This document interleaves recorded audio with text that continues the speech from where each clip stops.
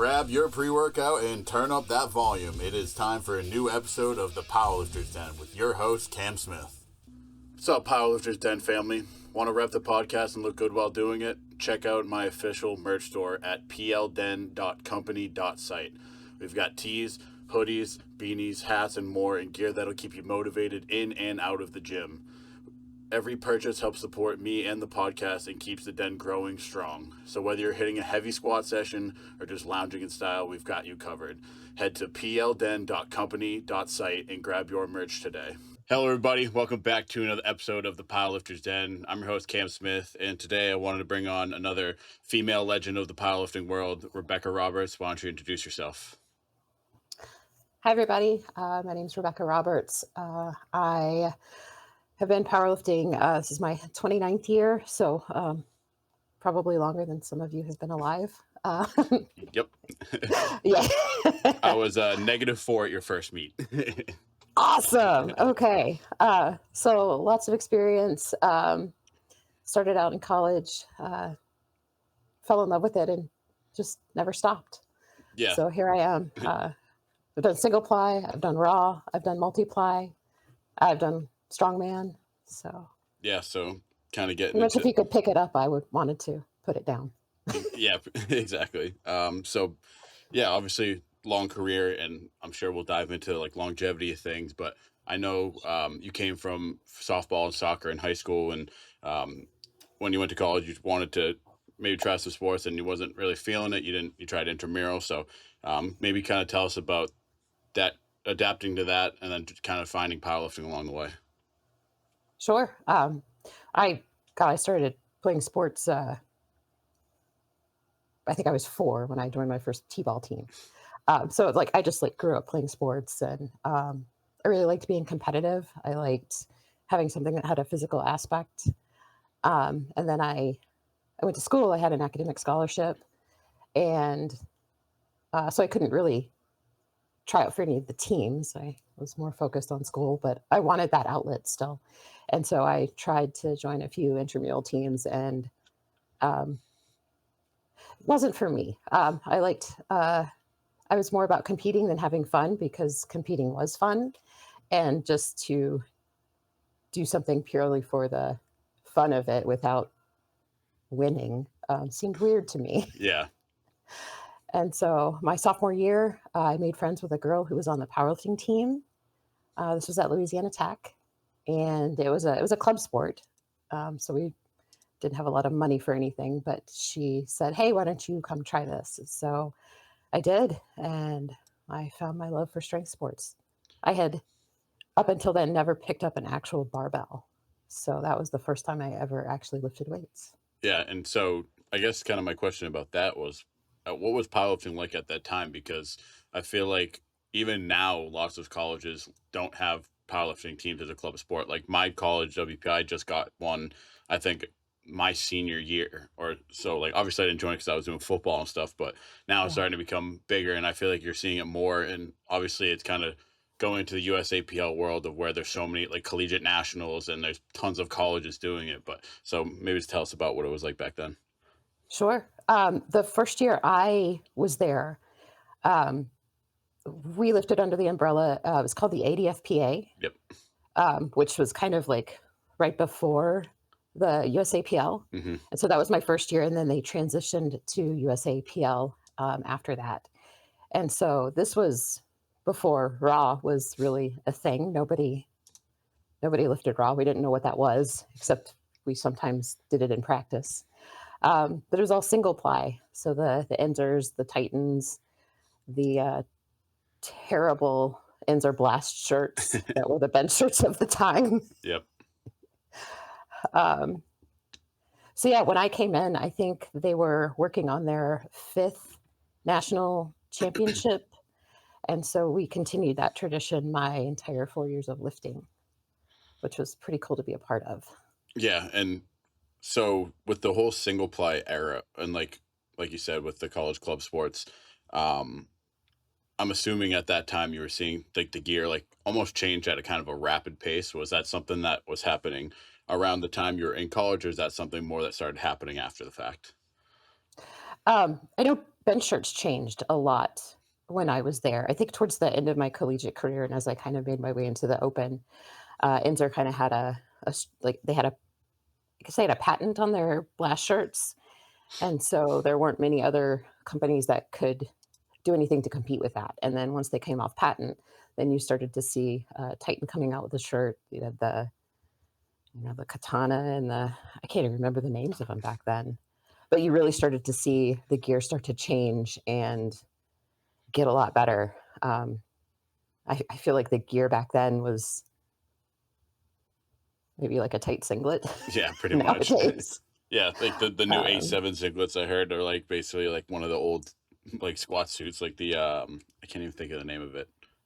the Centurion, the Z suit, uh, Yeah, the Z suit, and then there's wow, there's one other suit that is an old suit, and I can't think of the name of it, but yeah, it's crazy how much the gears change, and it is funny to see how like the raw boom kind of exploded in the mostly in the college scene, I would say, where it sure. was like you said, it was mostly single play at the time. Yeah, it was pretty cool to watch that happen. Um, yeah, and it's interesting just to see the evolution of powerlifting over the years. Yeah, and then so I guess from evolution of powerlifting to more to evolution of your career, when did you decide to hop into multiply, and what was kind of that factor that drove you to switch?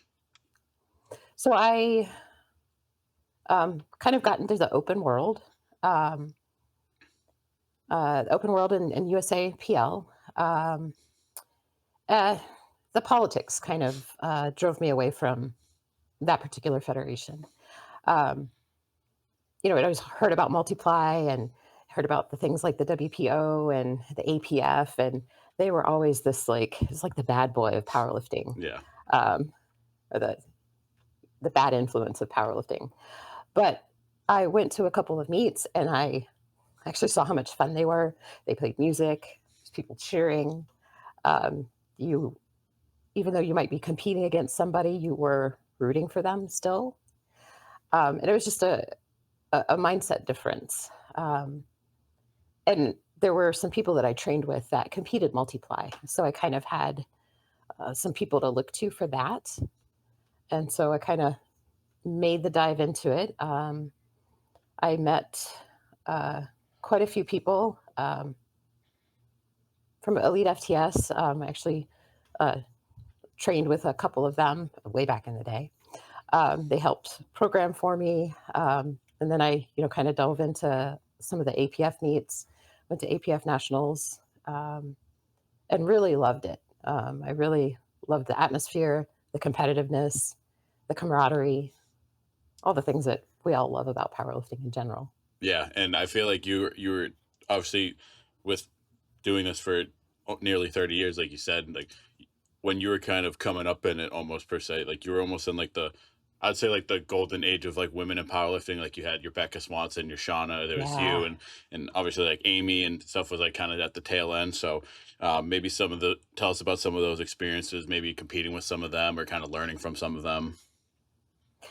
Um, Gosh, they all seemed so much, and they were so much better than I was. I was still kind of starting out, and Yeah. they were just great women to look up to. Um, I remember, I think it was the 2003 APF Senior Nationals. Um, is the one that stands out in my head because I had actually competed on the same platform as Shauna, and she's still. I think she hasn't competed in maybe a year or two or three, but she's still very much in the game now. Hmm. And so I think back to that, and like we were on the same platform back then, and what an what a cool thing to watch her go through kind of the same evolution, and like she's still in it, and um, yeah, those ladies are just amazing. I remember maybe oh gosh, a decade, more than a decade ago, having just like records plastered on my desk at work and just it being something for me to always kind of look to like, all right, this is where I want to be. Like I want to be with these top ladies Yeah. someday. Yeah, and I think if you like looking at your open powerlifting, you can see that. I always say it's like it's a marathon, not a sprint. the longevity game. So we could dive into that a lot. And I think a good example is someone like you and Shauna and people who've been doing this for so long. And if you like look at their open powerlifting, it's not just they've been competing and they're just competing to compete. Like your total has gone up almost every time you've competed. And you can say that about a lot of the lifters that have been doing this for a long time. So, for you, what are some of the, I guess, major things that's kept you in the sport for so long? Uh, Honestly, probably the biggest thing is luck. I have a lot of that on my side. Maybe like some good genetics sprinkled in there. Um, but smart training, good nutrition, thinking about all the things that maybe young powerlifters don't think about when they start getting into this. It's really easy to kind of run your body into the ground really quickly. Um, I had a few kind of forced breaks over the years too, where maybe I had to step back from the platform and step away from powerlifting. And that probably gave me an opportunity for any nagging injuries or things like that to calm down and kind of reset. Um, so I kind of had a lot of things working for me.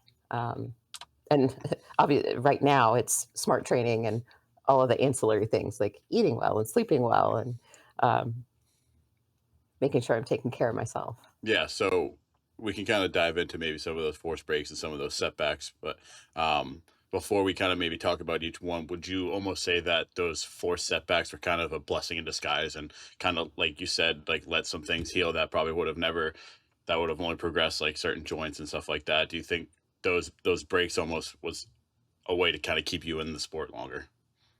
I think so, absolutely. And also the mental break. So just kind of stepping away from it that way, and then watching somebody I competed with compete again, or walking into a powerlifting meet. It kind of gives you that fire back if you haven't done it in a minute. Yeah, and Like, so oh, yeah, and so what was kind of the first major setback you had in your career? um, that's actually right after that meet I was talking about. Sean and I sharing the platform. Um, it's kind of like life falls apart. I was married, got divorced, moved across country, um, and then kind of had to like figure out, all right, now what am I going to do with my life? Which took a bit of precedent over powerlifting and lifting. I still lifted, but I took a few years off the platform. Um, Yeah, and yeah, I think the important takeaway from that is that it's okay to take a step back and it's powerlifting is always going to be there. And I think yeah, there's a lot of people, especially the ones that are currently like competitive lifters that are either in that top 10 spot of like their weight class or finishing podium at like the WPO or Holy Wars or things like that where they're like, oh, if I take a year off or 2 years, I'm going to lose it. I'm never going to be good again. And I think looking at examples like you are perfect examples of like it's still going to be there, and not only can you come back, you can come back 10 times better. you can absolutely. Not going to say I didn't have that fear myself. Uh, like, oh wow, I put all this work into it, and like, how much is this going to set me back? But I found that it never really did set me back that much. Yeah, Um, it comes back quick, and as long as you have the right mindset and all the support that you need, um, come back stronger.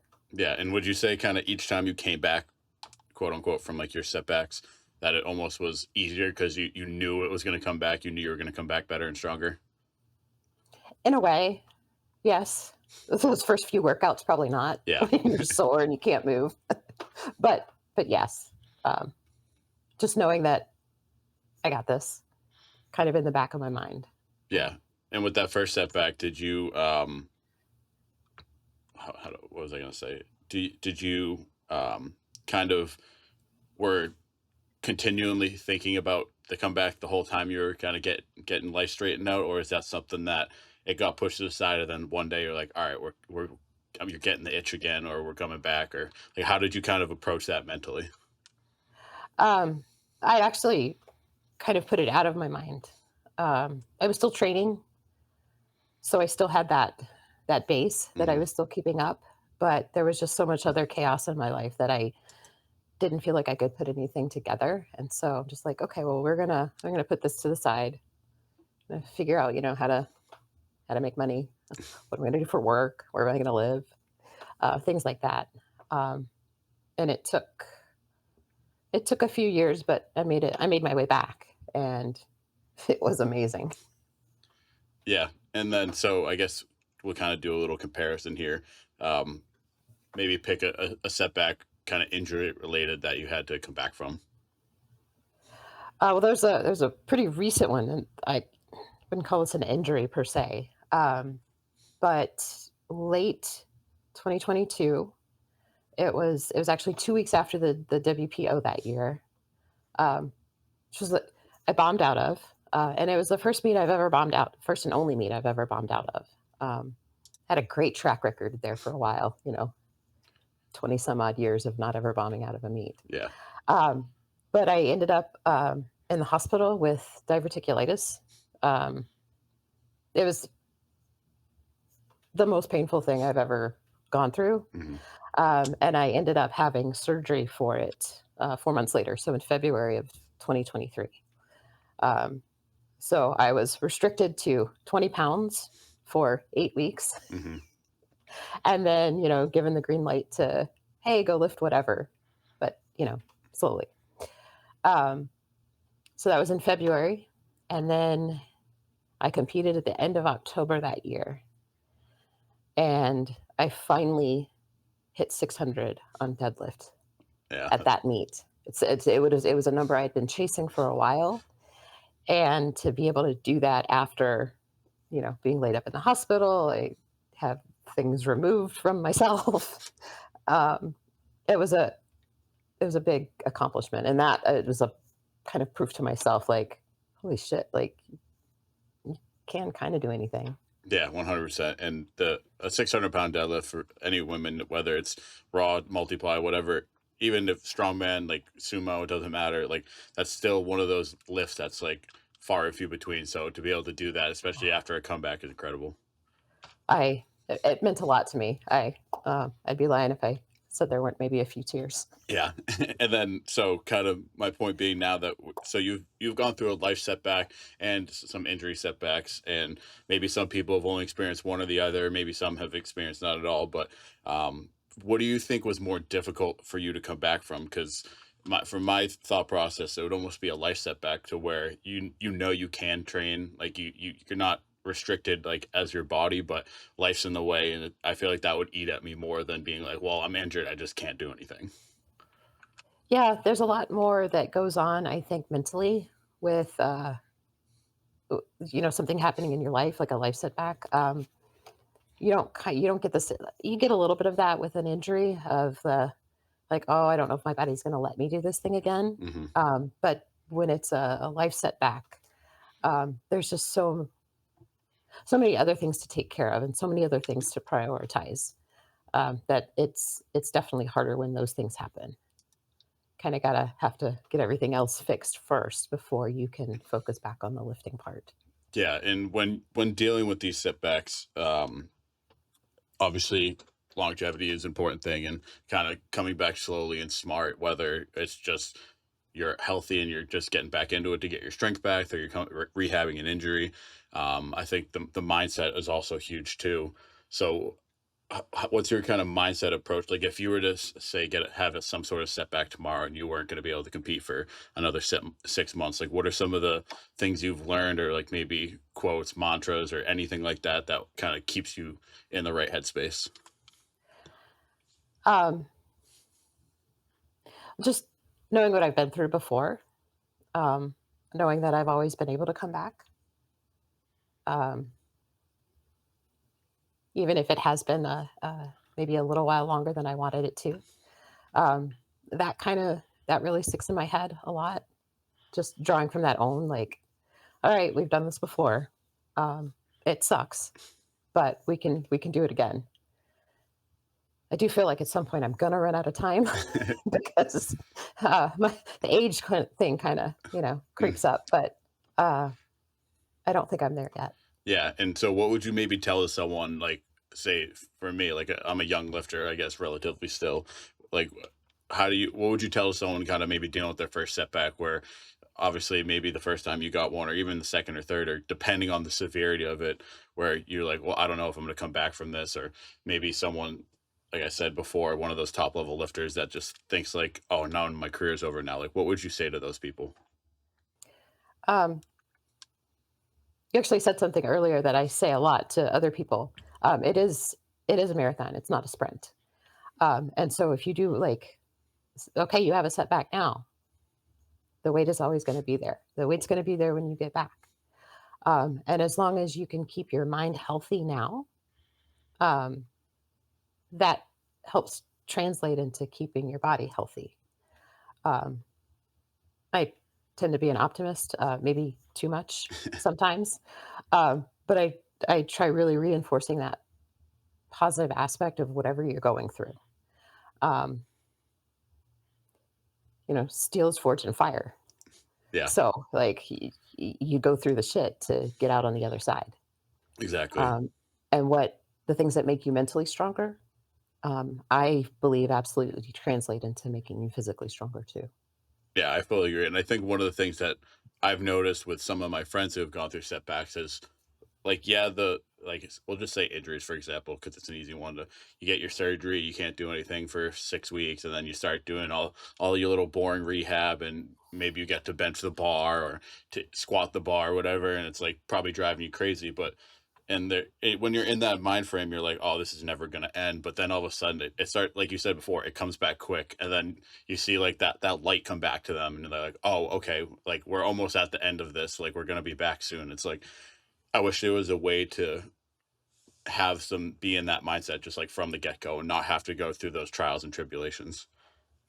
Oh, I think we all do.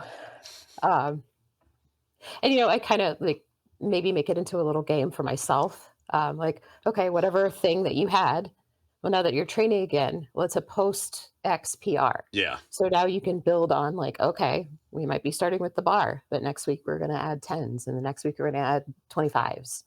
And you just build on that until one day you're like, oh shit, I just set an all-time PR from before. Um, so just taking it one step at a time and being patient, which I know is hard for a lot of us. Oh, for sure. We just want it now. Yeah.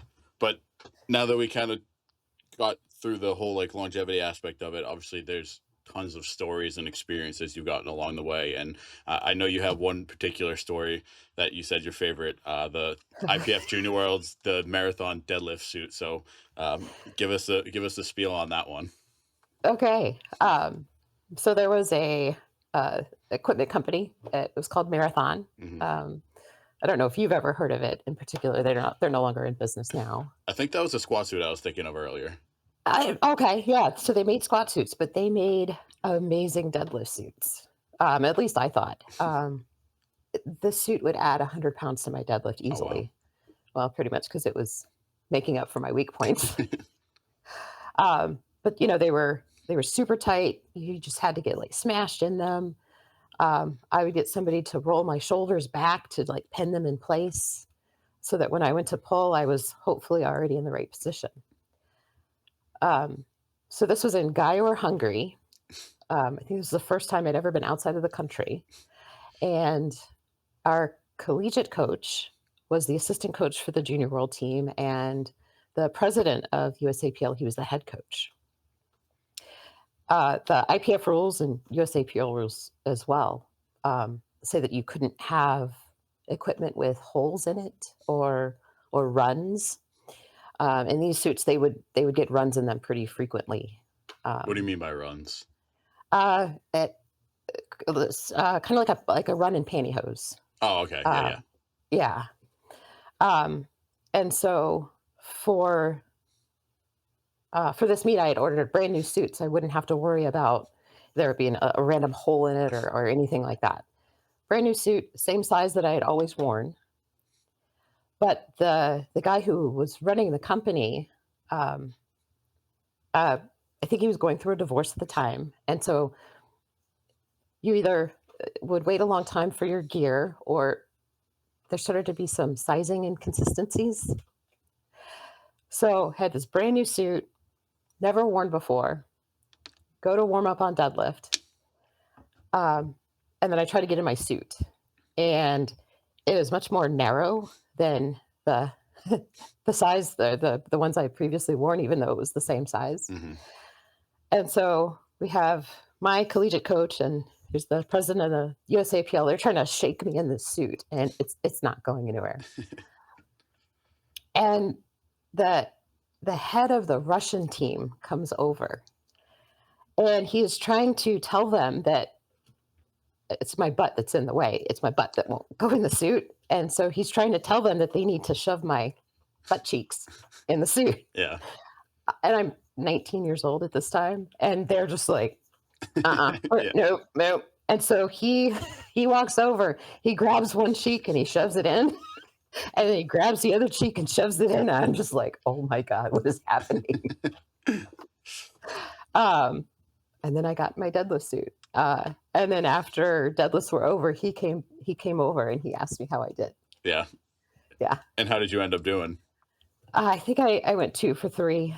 I pulled 363 that meet, I think. Uh, so yeah.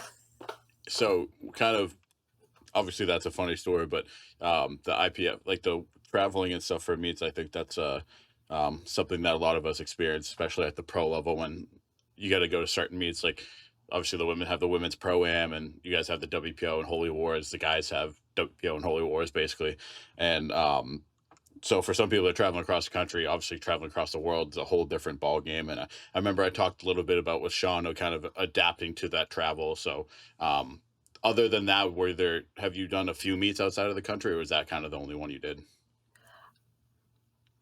Uh, that was the only powerlifting meet I've done out of the country. I did compete in a strongman competition in Norway, um, 2018, I believe. And so what were some of the things that you did to acclimate your body and adapt to your body, and maybe some of the things that you learned from that length of travel that you maybe apply to traveling to a meet locally, not locally, but within the country? Um, I don't think I could comment much on the IPF one since it was so long ago and I was so green at the time and I don't think I knew what I was doing. Uh, uh, and that was a much harder IPF and USAPL. They have a 2 hour weigh in versus Yeah. a 24 hour. So um, back then, I always had to be much closer to my weight class than I would maybe nowadays. Hmm. Um, Traveling to Norway, um, yeah, getting there as early as possible just to be able to flip time zones if you need to flip time zones, acclimate to um, the days being different there. Um, that was probably the biggest thing. Um, Bringing, uh, I guess, things to help you sleep is always a good thing too. Um, didn't have to worry about it in Norway in particular, but I know some other countries you may have to worry about where am I getting my water or where am I, making sure you don't eat the fruit there or things like that. Yeah, and it's funny that you mentioned like bringing things to sleep, because one of the things that I kind of do now that I maybe didn't a couple years ago, that is maybe seem like a small thing, but actually makes a huge world of difference in terms of being comfortable. Like, yeah, we booked the Airbnbs or hotels, but like bringing your own pillow and your own blanket, like gives you that sense of like home and that comfort. And it's like you said, it's kind of they're small things that they add up, and it's maybe not much in terms of like your sleep performance, but in terms of like your mental state and comfortability. If maybe some people don't necessarily like the traveling, but it's just part of the sport, or maybe some people love it and that's just it is what it is. But having those things that kind of remind you of home, or kind of make you feel safe, make you have that a better mindset, allow you to relax more. And so I think that's one of the small little tips I could give someone to maybe they're traveling a few states over for their first meet. It's like literally just bring your own pillow. Yeah, yeah. I know. As I've gotten older, I've really tried to stay within driving distance of wherever I'm going to compete. It's much easier to load your car up than suitcases. Especially with gear, and you have to check it and you're like, are they gonna forget my suit? And Oh, then you're screwed. yeah. I think. the last time I flew in an airplane for a meet, I put all of my equipment in my carry-on. And so, like, I don't care if they lose my clothes, that's Yeah. fine. Don't lose my equipment. I can't do without that. Yeah, it's funny because when Rupo did the showdown at the store, one of our friends was, I don't know if they were just driving anyways or they were literally driving just so we didn't lose his gear. He's like, I don't want to lose my shit. Like, someone put it in a bag and drive it down because I'm not putting it on a plane. Yeah, no, I get that. But so kind of more into the meet experiences. Obviously, you've done the WPO, you've done the women's pro am, and so those are two great meets. And obviously, we everyone saw Laura's post the other day, and it's the last pro am coming up. So, are you planning on doing Yeah, it? I am. Yeah, Yeah, that's, uh that's my next I may do something small in December, where I just wanna focus on deadlift, because 'cause I'm really close to the all-time. Um, what is but what is it? sorry, 602.7, Okay. I think. Like 3 pounds off of it right now. Hmm. So that'd be kinda cool to, Yeah, absolutely. even if it's for 5 minutes, just to have like, "Yep, I did that once." Yeah, Um, but the pro-am is the one where I'm gonna go, like, all out training for, all 3 and, hopefully go out with a bang there. yeah. So, my next question would be, what is a women's pro am to you? Because to women in sport, there's obviously tons of women that have competed in it. There's all the top level women have competed in it, and it means a lot to them. So I want to know what it means to you. I have chills. Uh, it it means a lot to me. Um,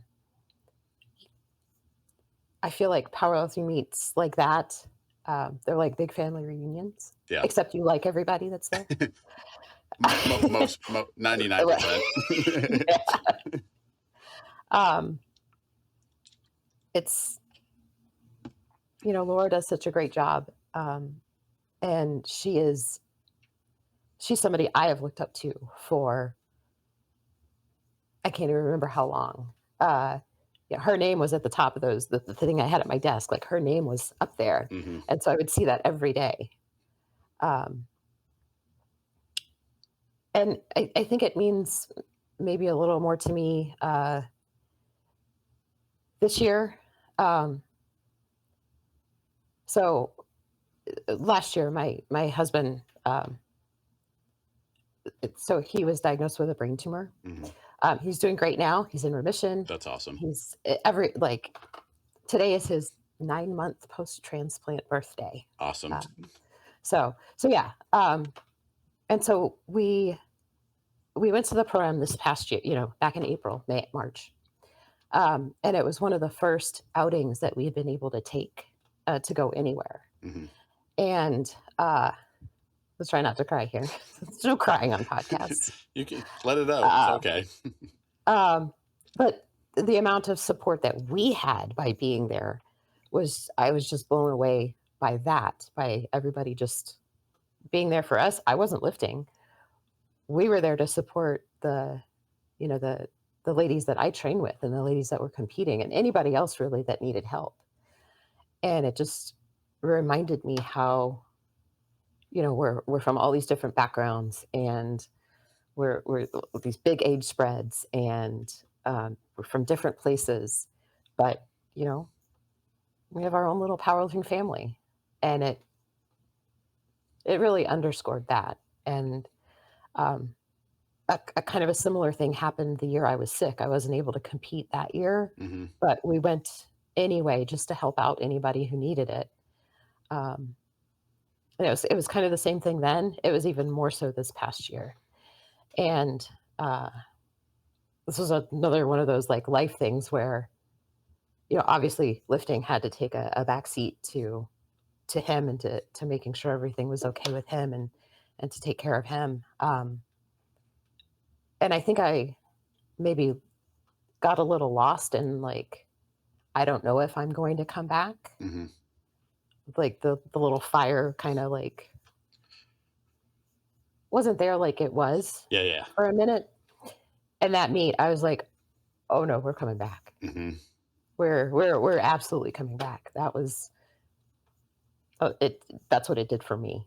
Yeah, and so to me, that the meat is it's one of those things like you're kind of saying, like the family reunion. It's one of those meats that it really reminds you like what this is all about. And I always say it with all the guests I've had on of like just the support you guys have for each other is something that us men seem to struggle with in the sport all the time. And there's obviously way more drama on the men's side of the sport, which is ironically kind of opposite to regular life, you quote unquote. And I think it's one of the only like pro level meets where it's obviously it's competitive. People are there to win, but it's not like about that. It's about the sport. There's the community, like all the vendors there, all the people there, like people like perfect example. I didn't have any. I mean, I had friends competing. Like I obviously have tons of friends in the sport, but I didn't have anyone like from my gym competing. Like I was there to support friends and just kind of go watch just because of how much I love the meet.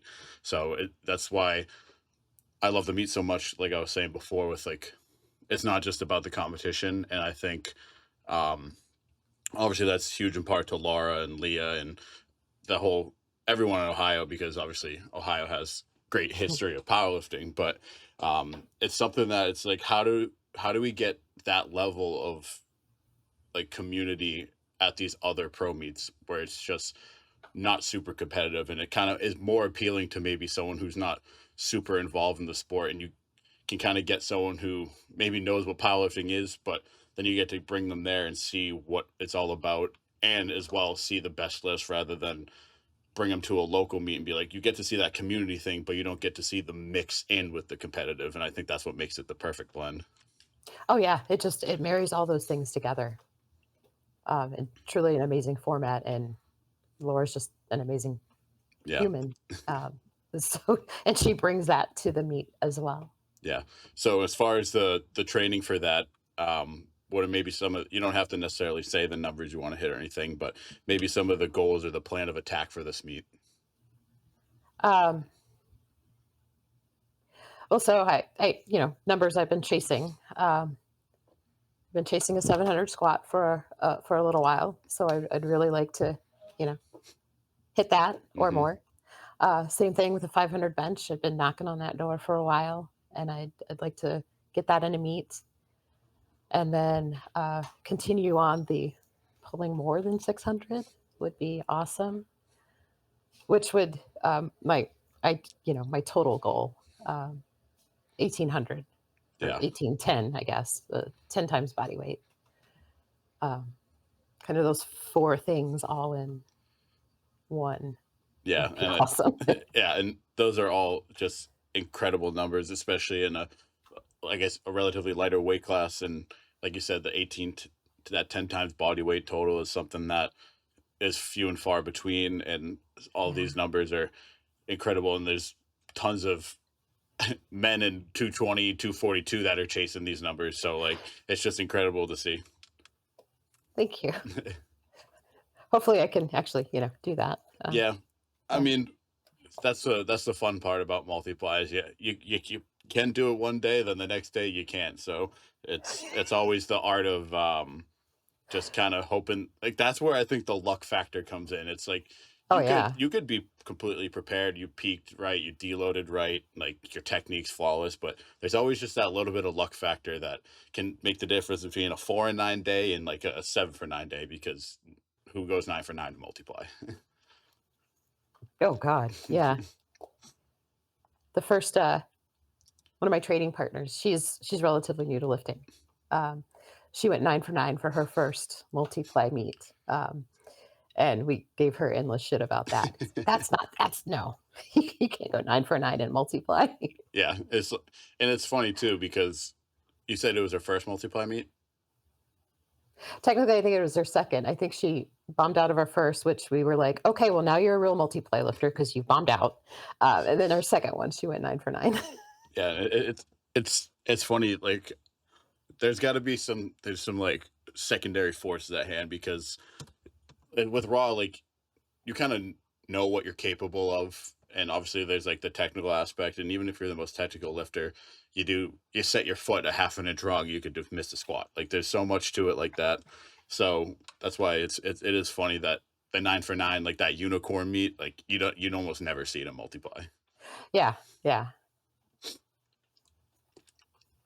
And then so kind of the training aspect, obviously you have a crew and a coach, and that's something that's very important in both raw and equipped. So maybe tell us about where you train out of and who your coach is.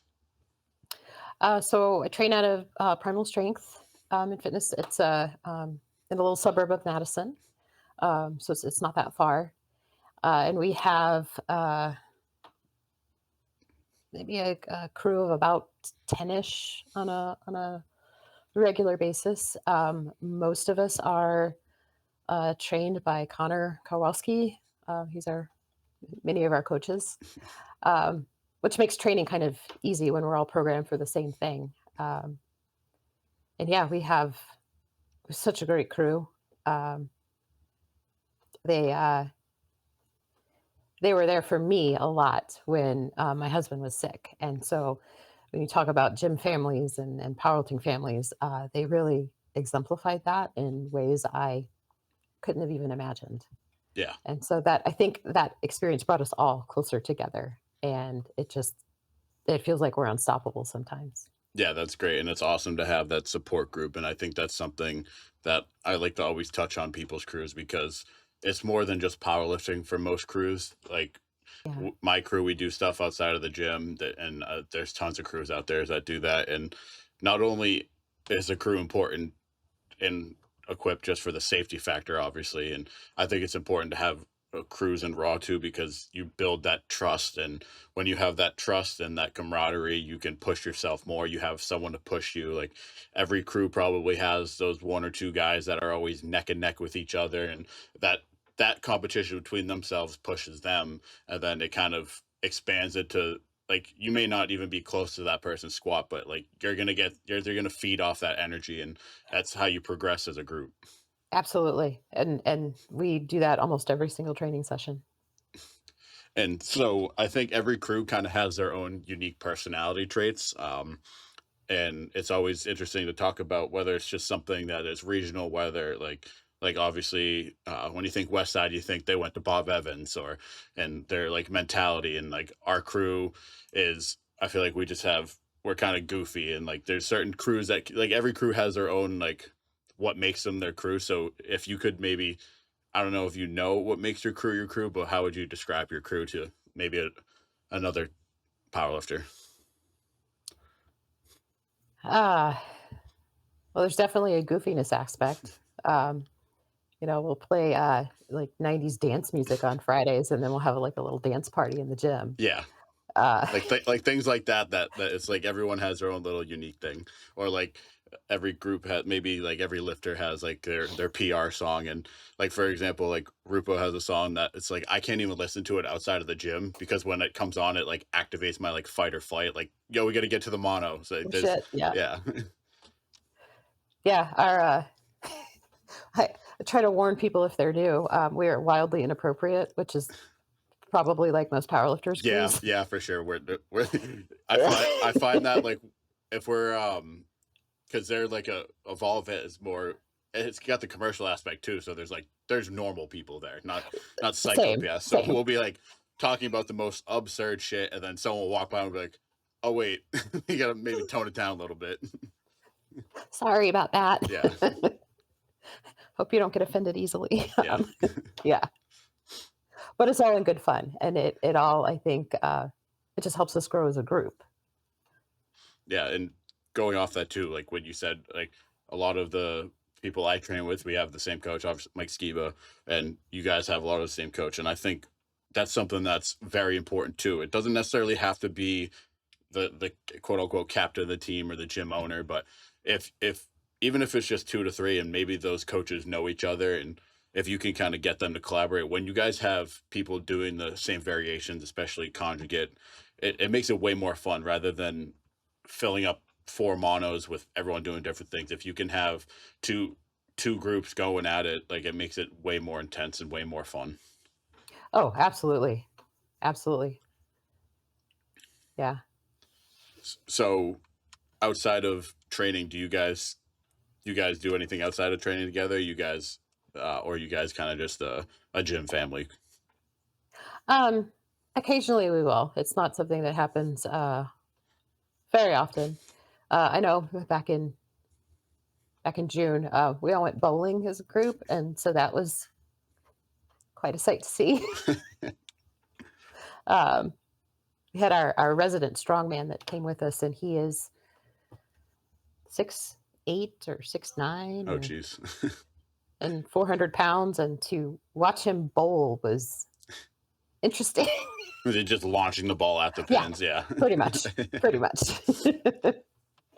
And then kind of on that topic of like powerlifters in the real world, I always think it's funny. So, would you say you had you're a molecular biologist? Yeah, So, yes. do people at your workplace kind of know what you do, or do they ask about what you do, or is it something that you kind of keep hidden? Uh, so I've been with my company for 18 years, so quite a while, Yeah. and there's no hiding it. People will often talk about it without me saying anything. So it's like, okay, I guess we're gonna know about that.